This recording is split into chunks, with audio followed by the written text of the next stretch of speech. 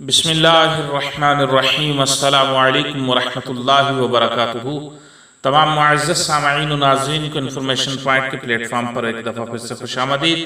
معزز سامعین و ناظرین، ہماری آج کی ویڈیو کے اندر ہم جانیں گے اگر عید الفطر گزر گئی اور فطرانہ ادا نہیں کیا تو کیا بعد میں ادا کر سکتے ہیں؟ اگر عید الفطر پر کسی وجہ سے فطرانہ ادا کرنا رہ گیا ہے تو کیا بعد میں فطرانہ ادا کر سکتے ہیں؟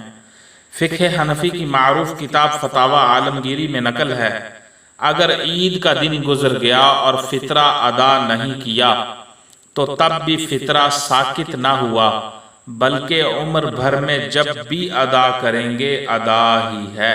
یہ فتاوی عالمگیری کی عبارت ہے، یعنی عید گزرنے کے بعد بھی فطرانہ ادا نہ کیا تو وہ سر سے اترا نہیں بلکہ ادا کرنا پڑے گا، اور جب بھی ادا کریں گے ادا ہو جائے گا، نہ ادا کرنے کی صورت میں گناہ ہوگا۔